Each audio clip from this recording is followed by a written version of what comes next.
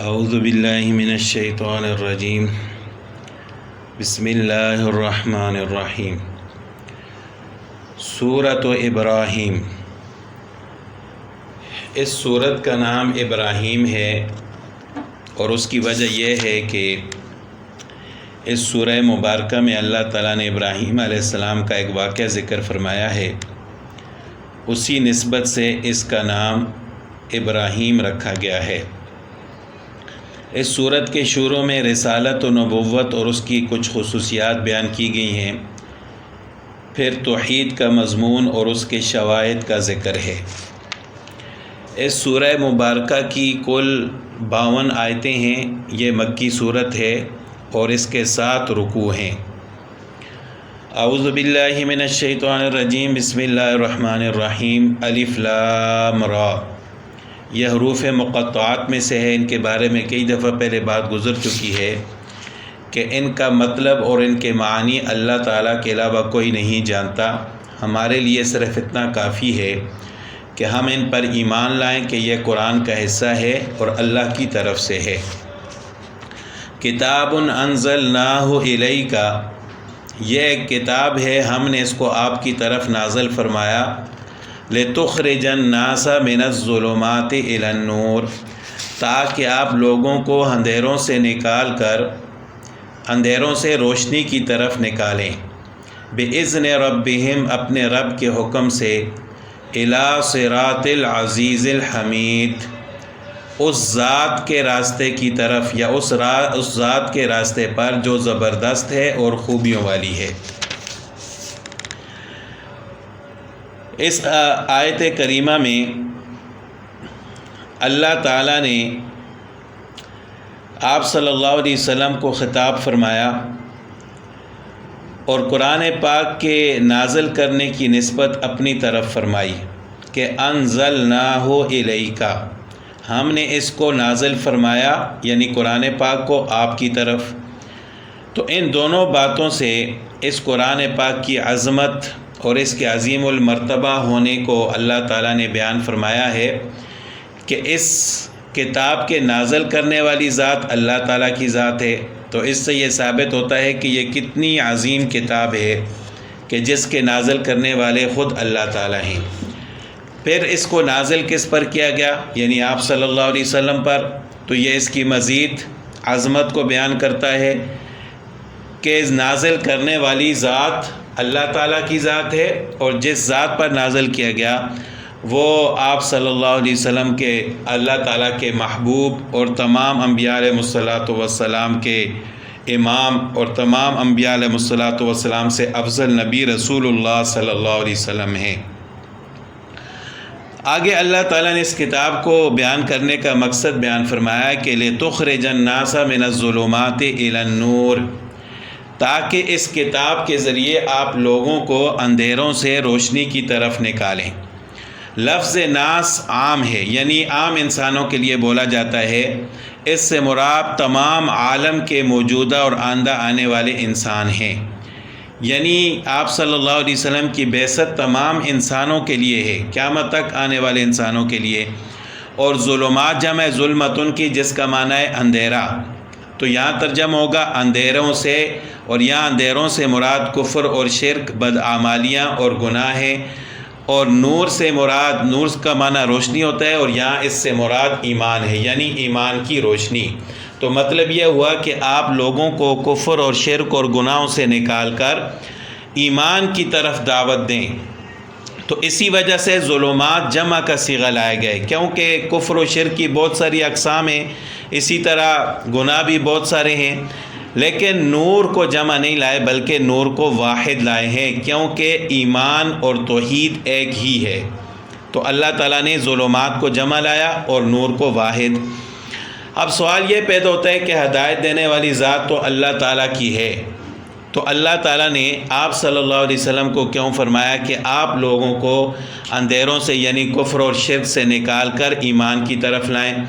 تو اس کا جواب خود اللہ تعالیٰ نے فرما دیا کہ بِإِذْنِ رَبِّهِمْ، اپنے رب کی اجازت اور حکم سے، یعنی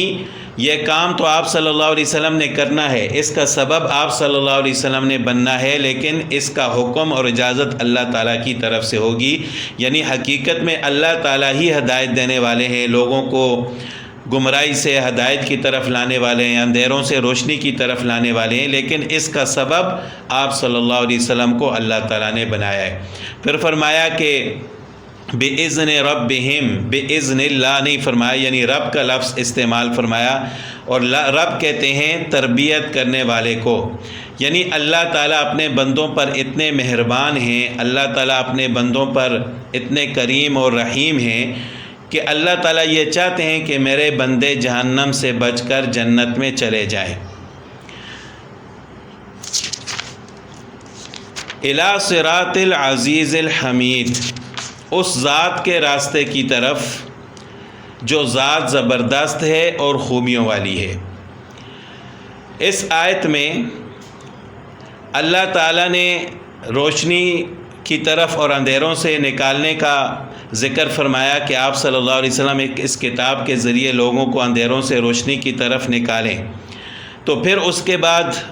یہ بھی فرمایا کہ وہ راستہ کون سا ہے جس کی طرف آپ صلی اللہ علیہ وسلم لوگوں کو بلائیں گے، تو اللہ تعالیٰ نے فرمایا کہ صراط العزیز الحمید، وہ راستہ اس ذات کا ہے جو زبردست بھی ہے اور خوبیوں والی بھی ہے۔ یعنی یہاں پر اللہ تعالیٰ کی دو صفتیں عزیز اور حمید بیان کی گئی۔ عزیز کے معنی عربی لغت میں آتے ہیں قوی اور غالب، حمید کے معنی وہ ذات جو حمد کی مستحق ہو۔ ان دو صفتوں کو اصل نام حق سے پہلے لانے میں اس طرف اشارہ ہے کہ یہ راستہ جس ذات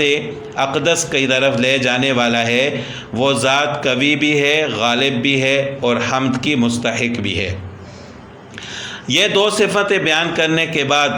اللہ تعالیٰ فرماتے ہیں کہ اللہ الذی لہ ما فی السماوات و ما فی الارض، یعنی یہ وہ ذات ہے کہ جو کچھ آسمانوں اور زمینوں میں ہے وہ سب اسی کا پیدا کیا ہوا ہے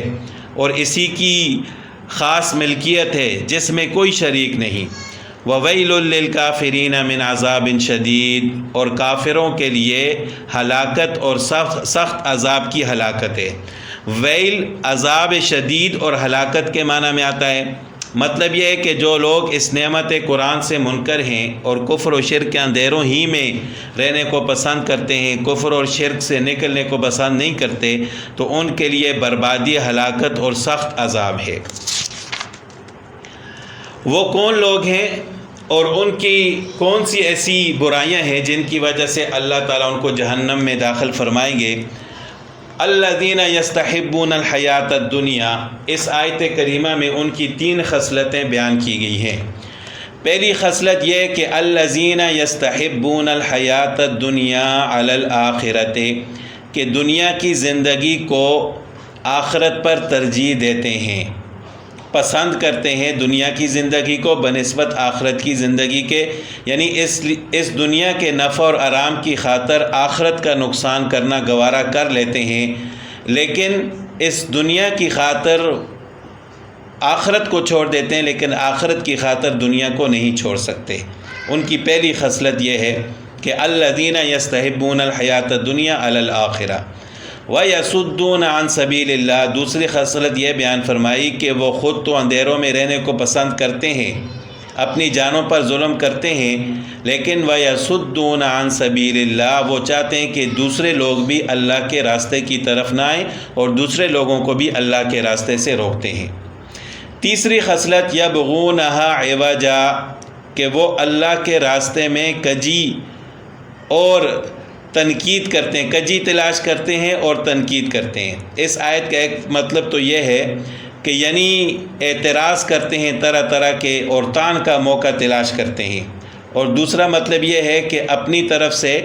ایک راستہ گڑھ لیتے ہیں، پھر اس کو قرآن کریم میں تلاش کرتے ہیں، تو کوئی نہ کوئی ان کو اگر اپنے مطلب کی بات ملے تو اس کو اپنے لیے دلیل بنا دیتے ہیں۔ لیکن اللہ تعالیٰ فرماتے ہیں کہ اولئک فی ضلال مبین بعید، یہ 3 خصلتوں والے لوگ دور کی گمراہی میں جا پڑے ہیں، یعنی حق اور ہدایت کے قریب بھی نہیں آتے۔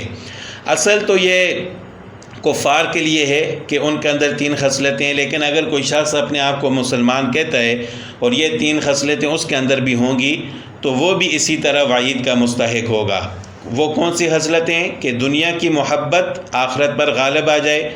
اور دوسرے لوگوں کو سیدھے راستے سے روکیں، آپ صلی اللہ علیہ وسلم کی سنتوں پر عمل کرنے سے روکیں، اور اسی طرح قرآن و سنت میں ہیر پھیر کریں اور اس میں کجی تلاش کریں اور اس پر تنقید کریں۔ تو اگر کوئی مسلمان ہو کر بھی یہ کام کرتا ہے تو وہ اسی وعید کا مستحق ہوگا۔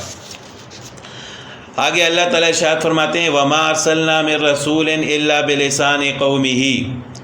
ہم نے نہیں بھیجا کوئی رسول مگر اسی قوم کی بولی بولنے والا، لِيُبَيِّنَ لَهُمْ تاکہ وہ اپنی قوم کو سمجھائے۔ فَيُضِلُّ اللَّهُ مَن يَشَاءُ وَيَهْدِي مَن يَشَاءُ، پس اللہ تعالیٰ جسے چاہتے ہیں ہدایت عطا فرماتے ہیں۔ فَيُضِلُّ اللَّهُ مَن يَشَاءُ، بس اللہ تعالیٰ جسے چاہتے ہیں گمراہ فرماتے ہیں۔ وَيَهْدِي مَن يَشَاءُ، جسے چاہتے ہیں راستہ دکھلاتے ہیں اور ہدایت عطا فرماتے ہیں۔ وَهُوَ الْعَزِيزُ الْحَكِيمُ، وہ زبردست اور حکمت والے ہیں۔ اللہ تعالیٰ نے جب بھی کوئی رسول کسی قوم کی طرف بھیجا ہے تو وہ اس قوم کا ہم زبان بھیجا ہے تاکہ وہ آسانی سے اللہ کے احکام ان کو سمجھائے اور اللہ کی کتاب پڑھ کر ان کو سنائے اور آسانی سے وہ ان کے ساتھ بات کر سکے اور اللہ کا پیغام ان تک پہنچا سکے۔ جو لوگ عبرانی زبان بولنے والے تھے تو اللہ تعالیٰ نے ان کی طرف رسول بھی ایسا بھیجا کہ جو عبرانی بولنے والا تھا۔ جو لوگ فارسی بولنے والے تھے تو اللہ تعالیٰ نے ان کی طرف نبی بھی فارسی بولنے والا بھیجا۔ تو ہر ایک قوم کی طرف اللہ تعالیٰ نے جو نبی بھیجا وہ ان کی بولی بولنے والا تھا، لیکن آپ صلی اللہ علیہ وسلم کو تو اللہ تعالیٰ نے کسی خاص قوم کی طرف نہیں بھیجا بلکہ پوری انسانیت کی طرف بھیجا ہے۔ تو اب سوال یہ پیدا ہوتا ہے کہ اللہ تعالیٰ نے قرآن کریم کو عربی زبان میں کیوں نازل فرمایا، حالانکہ آپ صلی اللہ علیہ وسلم تو پوری انسانیت کے لیے نبی بنا کر بھیجے گئے تھے۔ تو مختلف زبانیں بولی جاتی ہیں پوری دنیا میں اور قیامت تک بولی جائیں گی، تو پھر اللہ تعالیٰ نے صرف قرآن کریم کو ہی کیوں پسند فرمایا؟ اس کا ایک جواب یہ ہے کہ اگر ہر ایک علاقے اور ہر ایک قوم کے لیے الگ الگ زبان میں قرآن کریم نازل کیا جاتا تو یہ اللہ تعالیٰ کے لیے کوئی مشکل نہیں تھا، اللہ تعالیٰ نازل فرما سکتے تھے، لیکن اس میں بہت زیادہ اختلاف پیدا ہو جاتا اور لوگ جو اللہ تعالیٰ نے فرمایا قرآن کریم کے بارے میں کہ یہ اِنَّا نَحْنُ نَزَّلْنَا الذِّكْرَ وَإِنَّا لَهُ لَحَافِظُونَ، کہ ہم نے اس کو نازل کیا اور ہم اس کی حفاظت فرمائیں گے، یعنی اس میں کسی قسم کا رد و بدل نہیں ہو سکتا۔ تو جب مختلف زبانوں میں ہوتا تو لوگ آسانی سے اس میں رد و بدل کر دیتے، جس طرح پہلی آسمانی کتابوں میں ہوا ہے، اور پھر وہ اتفاق اور اتحاد نہ رہتا۔ تو اب دوسرا سوال یہ پیدا ہوتا ہے کہ اگر مختلف زبانیں ہیں تو کسی بھی زبان میں قرآن کریم نازل ہو سکتا تھا، پھر اللہ تعالیٰ نے عربی زبان کو کیوں منتخب فرمایا؟ تو اس کا جواب یہ ہے کہ عربی زبان یہ آسمان کی دفتری زبان ہے، یعنی ایسی زبان ہے کہ اللہ تعالیٰ نے قرآن کریم کو لوح محفوظ میں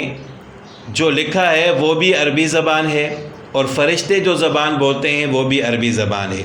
لوح محفوظ کی زبان بھی عربی ہے اور جنت کی زبان بھی عربی ہے۔ جب انسان جنت میں جائے گا تو وہاں پر بھی وہ عربی زبان بولے گا۔ حضرت عبداللہ بن عباس رضی اللہ تعالیٰ عنہما سے منقول ہے کہ آپ صلی اللہ علیہ وسلم کا ارشاد ہے کہ احب العرب لثلاث لانی عربی، کہ عرب سے محبت کرو تین وجہ سے، اس وجہ سے کہ میں عربی ہوں اور قرآن عربی ہے اور جنت والوں کی زبان عربی ہے۔ اسی طرح تفسیر قرطبی میں ایک روایت ہے کہ حضرت آدم علیہ السلام کی زبان جنت میں عربی تھی، لیکن جب وہ دنیا میں اترے تو پھر اس میں تغیر اور تبدل کر کے ان کی زبان سریانی زبان ہو گئی۔ تو پہلی آسمانی کتابیں بھی جب لوح محفوظ میں تھیں تو ان کی زبان عربی تھی، یعنی عربی زبان میں لکھی ہوئی تھی، لیکن جس قوم کی طرف اللہ تعالیٰ نے نازل فرمائی تو جبرائیل علیہ السلام نے اسی زبان میں ان کا ترجمہ کر کے نبی تک پہنچایا، پھر اس کتاب کو نبی نے آگے لوگوں تک پہنچایا، یعنی احکامات اور وہ کتاب پڑھ کر ان کو سنائی۔ تو اصل میں زبان عربی تھی، عربی زبان کو اللہ تعالیٰ نے پسند فرمایا تھا، اسی وجہ سے اللہ تعالیٰ نے قرآن کریم کو بھی عربی زبان میں نازل فرمایا۔ حضرت عبداللہ بن عباس رضی اللہ تعالیٰ عنہ سے منقول ہے کہ اللہ تعالیٰ نے جتنی کتابیں انبیاء پر نازل فرمائیں ان کی اصلی زبان عربی ہی تھی، تو قرآن کریم کو بھی اللہ تعالیٰ نے اس وجہ سے عربی زبان میں نازل فرمایا۔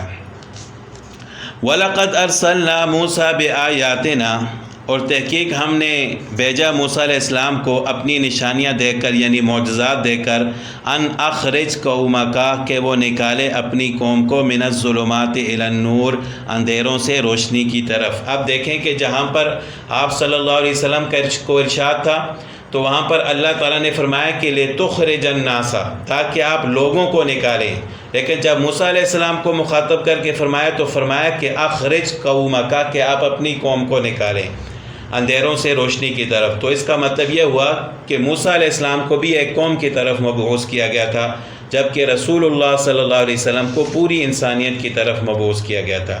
وَذَكِّرْهُمْ بِأَيَّامِ اللَّهِ، اور یاد دلائیں ان کو اللہ کے دن۔ اللہ کے دن یاد دلانے کا مطلب یہ ہے کہ جن دنوں میں خاص واقعات پیش آئے ہیں، پہلی امتوں پر عذاب نازل ہوا ہے تو ان کو وہ سنائیں، وہ یاد دلائیں کہ دیکھو پہلی امتوں پر کیسے عذاب نازل ہوئے ہیں، یا اور اس طرح جو خاص واقعات پیش آئے ہیں۔ ان فی ذلک لآیات لکل صبار شکور، بے شک اس میں نشانیاں ہیں ہر اس شخص کے لیے جو صبر کرنے والا اور شکر کرنے والا ہے۔ وَإِذْ قَالَ مُوسَىٰ لِقَوْمِهِ، اور جب موسیٰ علیہ السلام نے اپنی قوم سے کہا کہ اذکروا نعمت اللہ کی اس نعمت کو یاد کرو، علیکم، جو اللہ نے تم پر کی، اذ انجاکم من آل فرعون، جب تمہیں نجات دی فرعون والوں سے، یعنی فرعون کی قوم سے، یسومونکم سوء العذاب، وہ پہنچاتے تھے تمہیں برا عذاب۔ وہ عذاب کیا تھا؟ وَيُذَبِّحُونَ أَبْنَاءَكُمْ، وہ تمہارے بیٹوں کو ذبح کرتے تھے، وَيَسْتَحْيُونَ نِسَاءَكُمْ، اور تمہاری عورتوں کو زندہ رکھتے تھے، وَفِي ذَلِكُمْ بَلَاءٌ، اور اس میں آزمائش تھی، من ربکم، تمہارے رب کی طرف سے، عظیم بڑی۔ اب یہ واقعہ مشہور واقعہ ہے کہ جب نجومیوں نے فرعون سے کہا کہ تمہاری سلطنت میں ایک ایسا بچہ پیدا ہونے والا ہے جو تمہاری بادشاہت کے لیے خطرناک ہوگا، جو تمہاری ہلاکت کا سبب بنے گا، تو اس نے اعلان کر دیا کہ جتنے بھی بچے بنی اسرائیل میں پیدا ہوں ان کو قتل کر دیا جائے اور بچیوں کو زندہ چھوڑا جائے۔ تو یہ اسی کی طرف اشارہ ہے کہ یذبحون ابناءکم ویستحیون نساءکم، وہ تمہارے بیٹوں کو ذبح کرتے اور تمہاری عورتوں کو زندہ رکھتے تھے۔ تو اللہ تعالیٰ فرماتے ہیں کہ اس عذاب سے بھی ہم نے ہی تمہیں بچایا ہے اور فرعون کو ہلاک کیا ہے، تو ہماری اس نعمت کو یاد کرو۔